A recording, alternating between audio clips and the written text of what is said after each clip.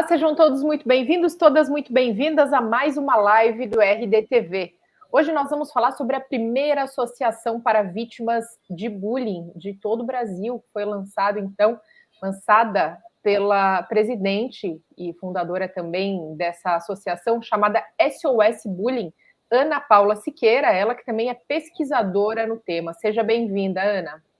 É sempre um prazer poder conversar sobre educação digital e a melhor forma de deixar a nossa população mais segura. Nós é que agradecemos sua presença, Ana. Aproveitando, então, que o mês de março é o mês de conscientização também com relação ao bullying, ao cyberbullying, eu já começo, então, pedindo para que você fale um pouco para a gente sobre as novas ou recentes descobertas quando a gente fala em bullying e cyberbullying. Então, nesse março laranja, que é esse mês de conscientização, na verdade é um mês que nós tiramos para refletir tudo que podemos fazer de forma preventiva, né? Como sempre se diz, prevenir é muito melhor do que remediar. Então, veja, antes nós tínhamos o bullying como uma figura sociológica que muitas vezes aí repercutia como crime, como injúria, calúnia, difamação, ameaça. Agora, a partir de janeiro de 2024, tem um crime específico só para bullying e só para cyberbullying. E o cyberbullying é penado até com 5 anos de reclusão. Então, todas as vezes que a gente pensa na figura do cyberbullying, a gente pensa que só ocorre entre crianças e adolescentes e, afinal, isso não vai dar em nada. Não. A lei do bullying ela é muito clara, né? Ela não coloca limitação de idade e quem pode ser vítima? Alunos, pais, professores. Quem pode ser o agressor? Alunos, pais e professores. E no ambiente de trabalho, por exemplo, ou no ambiente da vida comum, é possível também, fora desse ambiente escolar, é possível também ser vítima de bullying ou cyberbullying? Essa pergunta ela é fabulosa e ela nos remete à lei do bullying. Então, todas as vezes que a gente pensar em bullying, a lei foi muito clara em falar que o bullying só acontece em escolas, isso do maternal até o pós-doc, né? Escolas, faculdades, clubes e agremiações recreativas, só. No ambiente de trabalho, eu não tenho a proteção? É claro que você tem a proteção, mas é um outro nome. O nome é assédio moral, ou ainda temos a figura do mobbing, né? Quando um grupo de pessoas, né? O mob do inglês é a multidão, um grupo de pessoas se junta para humilhar, esconder, excluir, ofender uma ou mais pessoas dentro daquele ambiente de trabalho. Perfeito. E quando a gente leva, então, essa realidade para as escolas, né, para esses ambientes como escolas, clubes, agremiações, fica muito aquela questão, né, de quem é a responsabilidade, de quem é a culpa.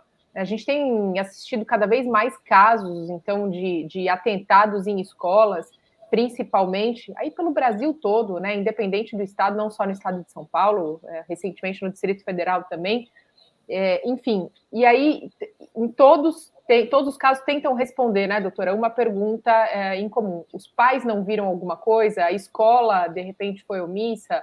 Esse aluno tinha algum problema psicológico, seja o que cometeu o bullying, né, ou o que sofreu o bullying? É justamente isso que quando a gente vai tratar dessa figura do bullying, não adianta só falar com a escola, nem só com a família, nem só com o aluno. Essa formação, e até exigida pela própria lei, ela tem que ter essa tripartida. Então, veja, a escola, primeiro, ela tem o dever de aplicar a lei do bullying 1385 de 2015. Como que eu vou aplicar? Com documentos. Você mostra com documentos para essa família, para as famílias, o que você está fazendo de prevenção e, obviamente, de movimentos proativos. Peraí, você tem um disque denúncia? Como é que você recebe essas informações? Como é que você cataloga isso dentro da sua escola? Isso é extremamente importante. Já temos essa figura em relação ao assédio sexual nas empresas. E agora isso é extremamente necessário dentro das escolas. Temos aí o segundo ponto. A escola ela não tem o dever de educar, ela tem o dever de informar. E será que a escola está informando como os pais têm que fazer esse controle parental? Celular. Como que os pais devem olhar? Porque muitas vezes esses pais são analógicos, ou ainda a criança pode estar sendo criada por avós e até por bisavós. Como que é feita? A escola passa essa informação. Isso é muito importante, porque muitas vezes os pais estão ali, né? Viveram ali anos 80, 90, 2000. O máximo que se tinha era um problema de e-mail, um problema no grupo do Yahoo, né? Ou ainda aquele flogão, Orkut. Veja, isso eram situações extremamente primárias. Hoje nós temos os grupos do WhatsApp e Telegram, que são terríveis, as redes sociais e com dancinha, sem dancinha, não importa, né? Essa criança precisa estar sendo vigiada. E isso é um dever que a lei impõe aos pais e a lei impõe à escola. E muitas vezes a gente vê de forma muito equivocada a escola falar: isso não é problema meu, eles brigaram ali às 11 da noite no grupo do WhatsApp. Lê do engano. Lê do engano. Isso é um mito. Por quê? As crianças elas podem brigar no horário da aula ou fora do horário da aula. Entretanto, o dever da escola é promover a socialização. Então, se tem uma criança ou um adolescente sendo excluído, ou ainda se o grupo de mães do WhatsApp foi lá, se juntou para humilhar uma determinada professora, para excluir essa professora, ou ainda, né? Vamos colocar no reverso da medalha, o professor que coloca aqueles apelidos horrorosos nos alunos. Isso tudo está configurando aí a figura do bullying e do cyberbullying. Obviamente que se aconteceu na parte digital, é o cyber. E aí, é nesse ponto que você tem que ter protocolo, processo e procedimento. Programa de combate ao bullying não é chamar a família para bater papo, é com documento. Então, ou seja, desde a hora que a criança entra na escola, você vira e fala: tudo bem, meu filho sofreu um caso de cyberbullying. O que é que você vai fazer? Ah, não, eu tenho aqui, ó o meu passo a passo. Eu tenho aqui. Ué, tem que ter, né? Porque, afinal, se você perguntar para a escola, veja, se a escola pegar fogo, qual que é o plano? Qual que é a rota de fuga? Você tem que ter, né? Então, mas, obviamente, que a probabilidade de pegar fogo na escola é infinitamente menor do que um problema no WhatsApp. Então, veja, isso tem que estar documentado. Como é que eu vou agir? Para onde eu vou correr? Tem um canal de denúncia? Esses jovens têm um canal onde eles podem, porque muitas vezes o adolescente quer falar e não sabe como falar. Por isso que esse canal de denúncia é tão importante. E aí, antes da gente entrar no canal de denúncia especificamente, vamos falar qual é esse protocolo, né, doutora? Muitas mães, muitos pais não sabem hoje em dia o que fazer, ou às vezes tentam formalizar por meio de WhatsApp, por meio de e-mail para a escola, para a diretora, para a coordenadora, para a professora, o que esse filho muitas vezes chega relatando em casa, e não é difícil, às vezes, em que a escola, digamos, tenta contemporaneizar isso, tenta aplainar todos esses ânimos e aí coloca outros nomes, tirando o nome de bullying, tirando o nome de cyberbullying, o que futuramente pode descaracterizar uma ação, caso isso seja necessário.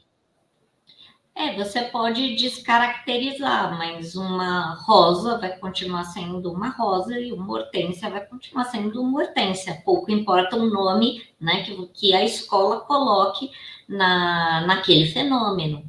Ele é muito claro e quando ele vai a juízo, é aí que a escola que não tem um programa se atrapalha. Porque um plano de combate ao bullying literalmente é um plano. Ele é um passo a passo para essas famílias. E, obviamente, se a escola é Waldorf, Paulo Freire, tradicional, Montessori, não tem problema. Ele vai se adequar a qualquer um. A questão é, chegou a denúncia, você vai fazer o quê? Peraí, a denúncia por que canal? Como é que você recebe a denúncia? Como é que você trata essa denúncia? Tem um comitê para tratar essa denúncia? Muito bem, aí você vai chamar as partes envolvidas. Como é que você vai chamar essas partes? Você tem que garantir sigilo total. Justamente para quê? Para o que está ruim não ficar pior. Todas as vezes, e aí a gente volta, olha só, o direito ele é todo interligado, né? E aí nós vamos para onde? Para a Lei Geral de Proteção de Dados. Peraí, se essa escola aplicou a Lei Geral de Proteção de Dados, ela sabe muito bem como é o sigilo que deve ser tratado essas informações. Agora me diga, que sigilo tem quando uma pessoa manda uma denúncia via WhatsApp? Ainda para o celular pessoal de um professor ou de um coordenador. É zero. É zero. Se você não tem um canal específico, não, olha, o meu e-mail para receber é tal lugar. É a plataforma da escola. Porque quando as coisas caem no WhatsApp, é o que eu falo, isso é um pesadelo sem tamanho para a vítima, para o agressor, para a escola. Porque aí, não, eu mandei no WhatsApp da coordenadora, a coordenadora não está mais lá. Não, ela apagou as mensagens, não deu tempo de eu fazer backup. Você está vendo que o WhatsApp ele acaba sendo um desserviço para a educação? Por isso que, assim, é importante que a escola tenha esse canal específico. Eu tenho um e-mail, eu tenho um telefone. O WhatsApp sempre é uma fonte de problema quando envolve WhatsApp, Telegram e todas as variações no mesmo tema. Ainda que seja business, realmente não assegura, não dá garantia para o usuário, não defende essa privacidade.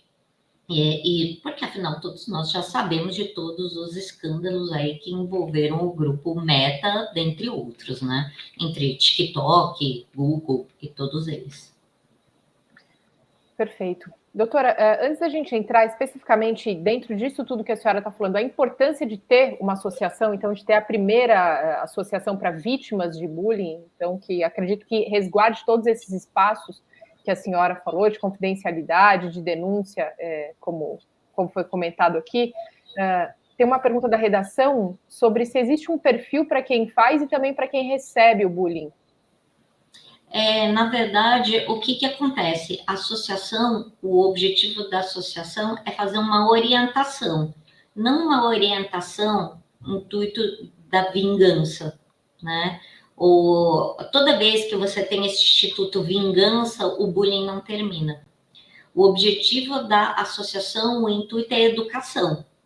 E justamente para quê? Para começar a chamar essas escolas para que elas tomem essas posturas. Porque muitas vezes se acha que, não, a gente bateu um papo, a gente fez uma roda de conversa. Espera aí, não tem um documento, não tem uma informação. Como é que a parte sabe que aquilo efetivamente terminou? Como é que a vítima sabe que aquilo tem um ponto final? Por isso que quando a gente fala que se faz esse processinho, tem um número do processo, quando ele começou, quem são as partes ali envolvidas? E aí a escola vai fazendo, isso é um procedimento de compliance escolar. A escola vai escutar todas as partes, vai fazer essa mediação, e é justamente isso que, aonde entra o SOS Bullying, é ensinar para onde as pessoas têm que ir e como recorrer, porque existe uma carência no mercado muito grande, né?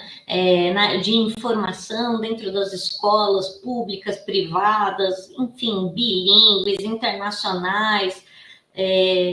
Muitas vezes, até nas escolas internacionais, acaba ficando mais difícil ainda, né? Porque muitas vezes eles acham que são quase uma embaixada, que não se submetem à lei brasileira, o que não é verdade, né? Claro, tem que se submeter à lei brasileira, mas é isso que a gente quer tratar. Então, às vezes, a pessoa vai na delegacia do bairro. Vai fazer o que, às vezes, na delegacia do bairro? Às vezes não tem nem o que fazer, né? Você vai lá perder tempo e obviamente, a vítima cada hora vai sofrendo mais e sofrendo mais. Então, é por isso que a nossa proposta é colocar essas medidas, né, principalmente de informação, para que a vítima consiga sair desse local onde ela está, que é de sofrimento, que é de exclusão. Então, traz um pouco mais novamente, né, para a gente, doutora, o trabalho realizado pela SOS Bullying, junto com as escolas também, né? Quer dizer, tem esse caráter de informar e de acolher as vítimas, mas tem esse caráter formativo, digamos assim, também junto às escolas, né? Sim, porque a escola, quando você orienta a escola de forma completa, aí você já, o cabedal a informação, ela se liquefaz, né? Como diz o Bauman, né? Nesses tempos líquidos, a informação se torna líquida e consegue chegar mais rápido, né? Fazendo de um em um, demora muito mais. Quando a escola vai, toma consciência daquele programa, aí sim, isso tudo caminha muito mais rápido. Porque aí ela fala, peraí, vamos entender um pouquinho a lei do bullying? Tá, o que eu tenho que fazer?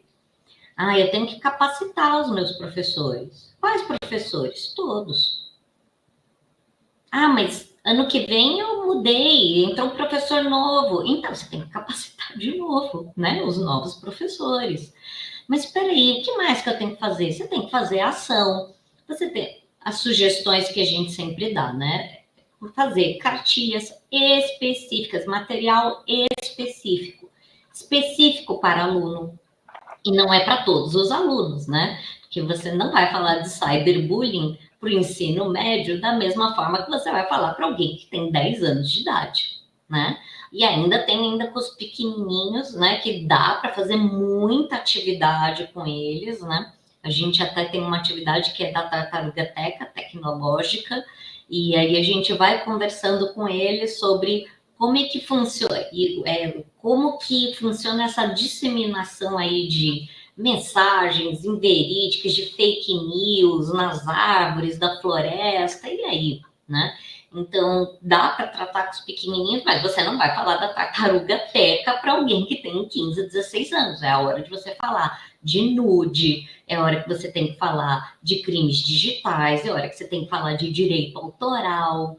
Então, veja, começa até no cyberbullying, mas o leque e até a lei exige isso, né? A lei de educação digital, que foi promulgada aqui no Brasil em janeiro de 23, é que em janeiro de 23 estava acontecendo muita coisa, né?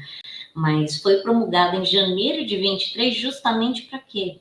A escola tem esse dever de falar de cidadania, de educação digital, de resiliência, né? Isso não é autoajuda, não, já saiu da seara do autoajuda, saiu da seara da pedagogia e estamos falando do quê? Medidas de compliance escolar. A senhora acredita que algumas escolas estão sendo omissas atualmente com relação a esse tema? Sim, muitas são omissas porque não conhecem a lei, porque ainda estão presas num formato do passado que não vai voltar nunca mais. Aquela questão que acho que você, eu, todo mundo já ouviu, mas eu sofri bullying, quem não sofreu bullying? Né? Isso era tão normal. Então é o que eu falo, a gente tem que prestar atenção com as coisas que a gente fala e principalmente em normalizar a violência. Então, antigamente era normal você escravizar pessoas. Isso será tolerado hoje? Não.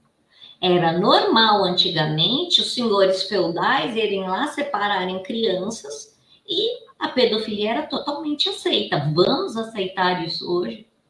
Não. Ainda bem, a vida muda, os costumes mudam e bullying não é normal. E com relação à legislação, a senhora acha que falta um pouco mais de fortalecimento nessa aplicabilidade? Eu acredito que agora, com a criminalização do bullying, especialmente com uma pena muito maior para o cyberbullying, né, que vai até 5 anos de reclusão, isso foi uma grande chacoalhada. uma chacoalhada nos pais, nos alunos, nas escolas. Então, peraí, agora tem um crime aqui. E um crime que pode ser cometido por qualquer pessoa dessa comunidade escolar. Não é melhor a gente ver o que crime é esse? E aí, quando você vai no conceito lá do Código Penal, que é o 146A, você vai ver que esse conceito de bullying e cyberbullying é o mesmo que está na lei do bullying, lá na 13.185 de 2015. Então, veja, primeiro o legislador, em 2015, falou, apliquem essa lei. Tinha alguma multa? Não tinha. Mas óbvio que a escola que não aplicasse a lei do bullying estava fazendo o quê? E ainda o faz, tá? Se você não aplica a lei do bullying, o seu serviço educacional é defeituoso. E aí, para onde que a gente vai? Código de Defesa do Consumidor, para a escola pública e para a escola privada. Quem não tem programa de combate ao bullying presta serviço defeituoso, artigo 14 do Código de Defesa do Consumidor. E aí, o pai e a mãe podem, sim, acionar a escola, né, pedindo danos morais e danos materiais, que hoje estão sendo arbitrados de acordo com os casos de 8 mil até 3 milhões de reais. Doutora, para a gente finalizar, né? A senhora já comentou um pouco sobre a importância do SOS Bullying, dessa associação, mas a relevância, né, dessa associação em termos de Brasil, realmente. A gente tem visto aumentar o número estratosfericamente, né, de bullying ou de cyberbullying também aí por todo o nosso país, não só, enfim, pelo mundo todo. Quer dizer, essa é uma primeira medida de uma série de outras que podem vir a partir dela, porque algo precisava ser feito além da legislação. Né?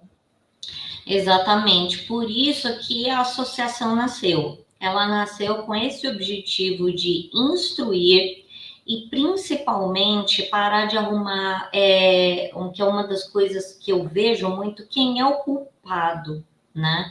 Então, se todos nós assumirmos a nossa responsabilidade pelo que está acontecendo hoje, né? Assumirmos a nossa parcela de culpa, de omissão, de achar que a violência é normal, né? A partir do momento que a gente assume isso, a gente começa a ter uma outra postura em relação ao problema. Então, em vez de eu apontar o dedo, foi você, eu acho que quando nós temos essa consciência de que somos nós todos o problema, é muito mais fácil de você chegar numa composição. Quando absolutamente estão todos errados, é mais fácil de você chegar num acordo com as partes. Perfeito. Doutora, eu agradeço demais a presença da senhora hoje, todos os esclarecimentos prestados, principalmente, parabéns novamente pela iniciativa. Eu que agradeço. O Instagram da associação é o SOS Bullying BR e o site que está terminando a construção dele, que vai ter um canal aí de denúncias, é o sosbullying.org. Obrigada, doutora. Até a próxima. Muito bem, essa foi mais uma live do RDTV, agradecendo todos vocês que nos acompanharam até aqui, lembrando que a gente está transmitindo além do Instagram, também pelo Facebook e Instagram do RDTV. Então, se você ainda não está nos seguindo, aproveita, comece a nos seguir ou deixar o seu like no nosso canal do YouTube. Mais uma vez, muito obrigada, até a próxima. Conquiste novas oportunidades. Faça sua graduação na Fundação Santo André. Cursos nas áreas de Engenharia e Arquitetura, Direito, Gestão e Negócios, Tecnologia, Psicologia, Ciências Naturais e Educação. Novo curso de Ciência de Dados e Publicidade e Propaganda. Inscreva-se no vestibular da Fundação Santo André.